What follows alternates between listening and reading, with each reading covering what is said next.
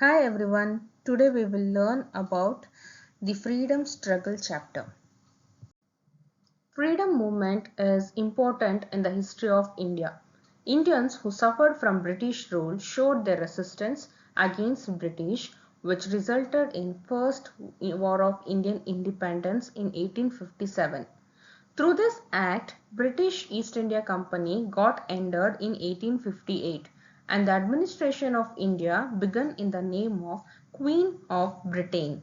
Through the Act of 1861, Indians involved in the process of lawmaking. As a result of this, new educated class had a clear picture of nationalism and also shared their views with the common people. The extended features of nationalism is known as Indian National Congress. After 1857 revolt, which we have discussed in first chapter, many changes took place in the field of transportation, communication, journalism, establishment of organization and administrative changes. So Lord Lytton brought Domestic Paper Control Act in 1878. According to it, no one was allowed to criticize British policies. Later, Lord Ripon brought Albert Bill in 1883 that aimed to bring uniformity in Indian judicial system. This bill allowed senior Indian judges to try European offenders and it faced opposition from European community who stayed in India and they were successful in it. British government declared supremacy of the Queen in 1858 and announced that Indians were British citizens. As a result, new generation who learnt English started fighting for their rights in a constitutional manner. This led to establishment of Indian National Congress. Before Indian National Congress, many other organizations were established such as the Hindu Mela, the East India Association, Punna Sarvajanik Sabha and the Indian Associations, etc. were established, but they had a limited scope. So, in the year 1885, a retired English officer, A.O. Hume, established Indian National Congress. It worked towards creating political awareness and nationalist attitude. It published papers in local language and started debates on political problems. As a result, people became aware of political situations. The British realized the strength of Congress and started its divide and rule policy. According to it, they separated Hindus and Muslims through their manipulative techniques. By the end of 19th century, based on their type of struggle adopted by them, they were identified as moderates and extremists. First phase, moderates, 1885 to 1905. The first 20 years beginning of Congress are called moderate age. M.G. Ranade, Surendranath Banerjee, Dadabhai Naoroji and Gopal Krishna Gokhale were prominent. They were aware of British impartiality. They placed appeals before government. They taught people about political situations, conducted meetings, requested government about development of industries, reduction of military expenses, improvement in educational standards. Dadabhai Naoroji explained about transfer of Indian wealth to England and called it as drain theory since India had to bear burden of paying wages, pension and administrative expenses of British officials. A lot of wealth was flowing into England. The age of moderates is also called the age of generous of nationalism. Second phase, extremist, from 1905 to 1920. One group of Congress members who became unhappy with the mild attitude of moderates called them political beggars. Those who criticized moderate thinking and propagate extremist idea were known as extremists. Aurobindo Ghosh, Lala Lajpat Roy, Bipin Chandrapal and Bal Gangadhar Tilak were prominent leaders. Partition of Bengal. Bengal was the center of protest. In order to control it, Viceroy Lord Curzon proposed a plan to divide Bengal as East and West Bengal based on Muslim and Hindu population to create a difference between the two communities. They tried to reduce the intensity of freedom struggle by partitioning them. Extremists opposed the partition of Bengal in the year 1905, highlighting an example of divide and rule policy. In 1906, many protests started, but Swadeshi movement was important among them. This Swadeshi movements called for ban on Western goods. They encouraged to use Indian goods. In the backdrop, in 1911, British government withdrawn declaration of partition of Bengal. Tilak declared Swaraj is my birthright and I will get it at any cost. Thus an independent India was the aim of extremists. He was imprisoned for his revolutionary articles in Maratha newspaper. He wrote Gita Rahasya in jail. The role of revolutionaries in freedom struggle.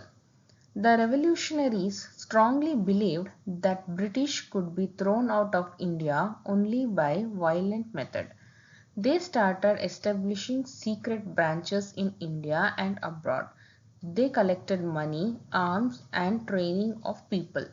Anushilana Samiti and Abhinava Bharata were secret organization. They used bombs and firearms to achieve their objectives. The revolutionaries were arrested for murder attempts.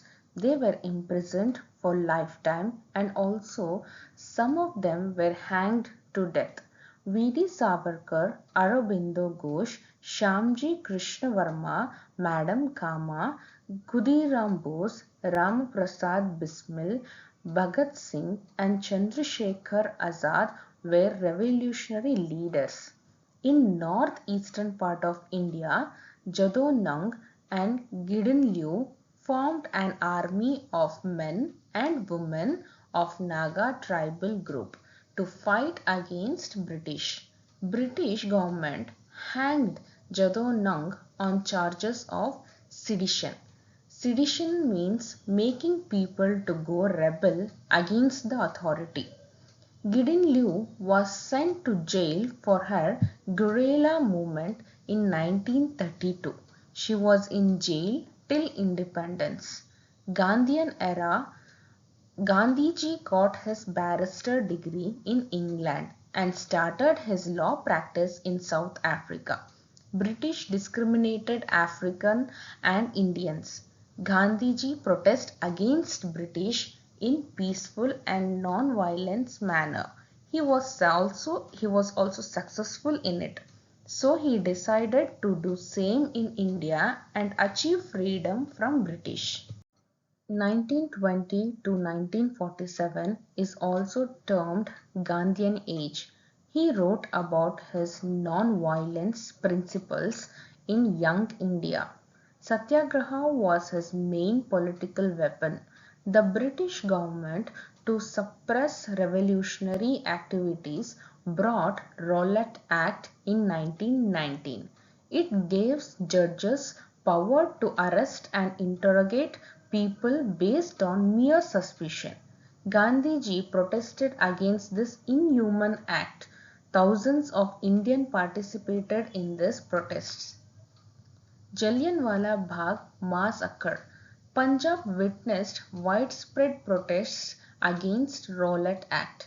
General Daya took control over Amritsar city.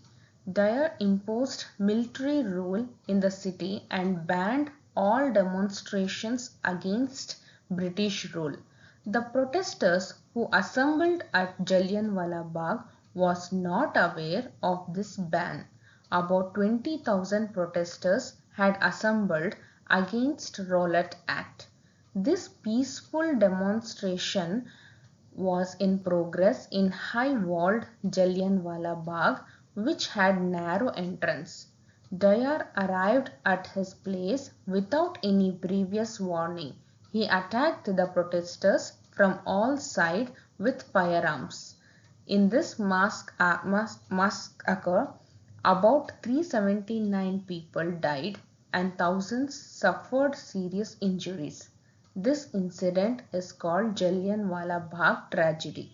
The government appointed Hunter Commission to conduct enquiry into Jallianwala Bagh tragedy but was no use.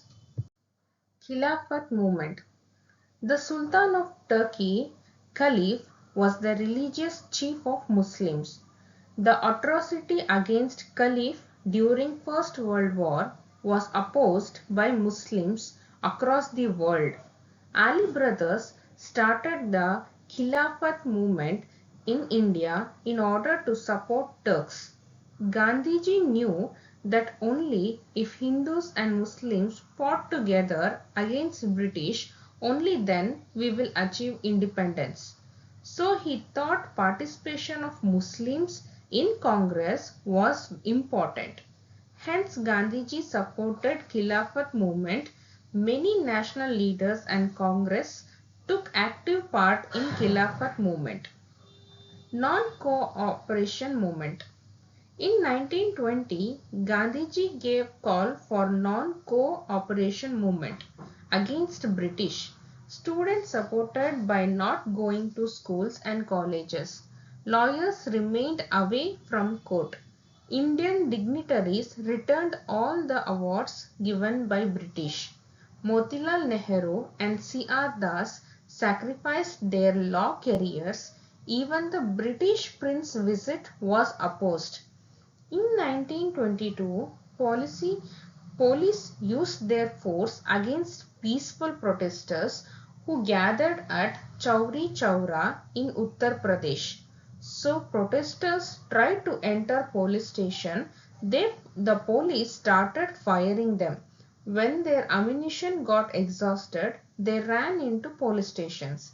The angry protesters set police station on fire. About 22 police burnt alive. This incident is termed as Chauri Chaura incident. Gandhiji was unhappy and withdrew his non-cooperation movement. British government considered Gandhiji was responsible for violent event and sentenced him to prison for 6 years. But in 1924, Gandhiji was released, citing the reason of ill health. The 1919 Act gave Indians the opportunity to contest in election. Some of the congressmen rejected the act due to the injustice carried on by British. Motilal Nehru and C.R. Das, along with some other congressmen, established Swaraj Party in 1923 with a view to contest in elections in future. In Belagavi conference held in 1924, Gandhiji approved Swaraj Party as a part of Congress plan. According to 1919 Act, there was a proposal to appoint a commission at the end of 10 years. This commission would examine the impact of 1919 Act and suggest suitable changes if needed.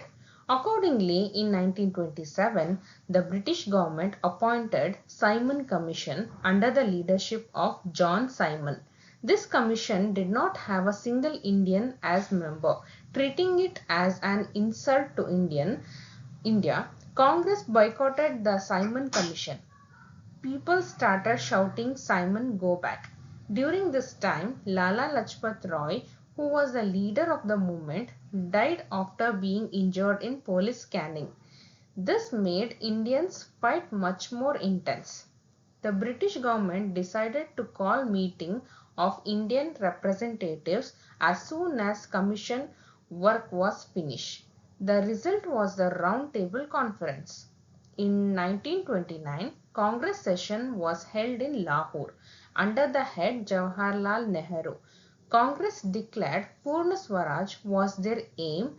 On Jan 26, 1930, Congress celebrated Independence Day all over the country.